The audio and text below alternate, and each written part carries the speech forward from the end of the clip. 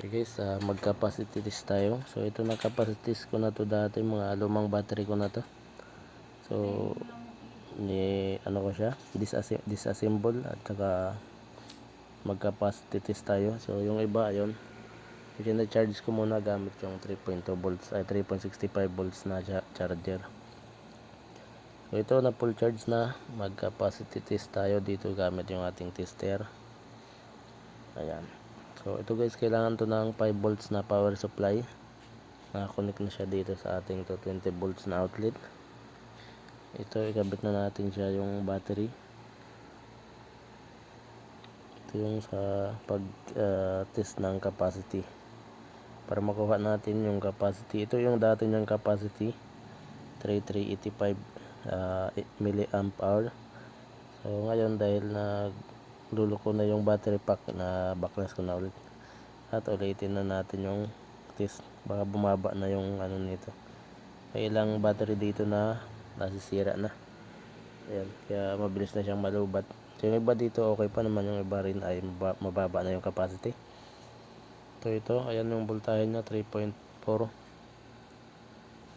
So yun guys, yung discharging current niya ay 0.8. So gawin ko na lang tong 1 ampere para mabilis matapos, kaya 0.9 para hindi naman ganong batak yung ano natin pag discharge. So guys, nakasit na to sa 2.5 volts na pag umabot na siya ng 2.5 volts ay hihinto na. So ayan. So dahil yung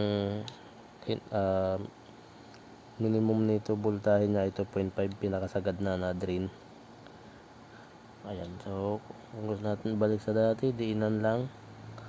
Ayan. So ititest na natin siya. Okay. So ayan guys, umiilaw na siya, nag-run na. So mamaya iikot na tong pan pag uminit ng konti. Ayan na, running na siya guys. So para makita natin kung ilan na yung capacity na na-discharge, ay pindutin lang natin yung select. So ayan yung watts, 3 watts yung discharge niya. Ito naman yung capacity. Ayan, tumatakbo na. So matagal to, siguro mga 1 o 2 oras. Depende sa laman nito kung matagal pa siyang malubat. So pagka hihinto, mag-alarm yan, tutunog, i-stop na siya pag umabot ng 2.5 volts.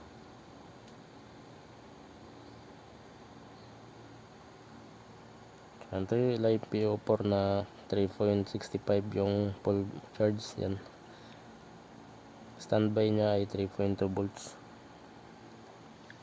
Ayan.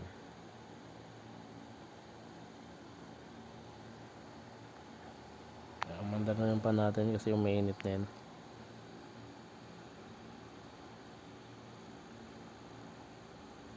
So ganun lang kaganda no gamitin yung natin. Ganun lang kadali yung tester na to. Mabibili naman to sa online.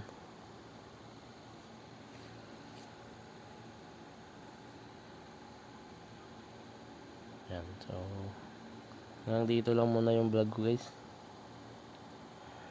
Ayan, running na muna siya. Antayin ko na lang na huminto. So yung iba, antayin ko lang din na ma-full charge. Ayan, tapos sasalang ko ulit dito sa tester para magawa ko yung actual na capacity. So ayun lang. Maraming salamat sa panonood.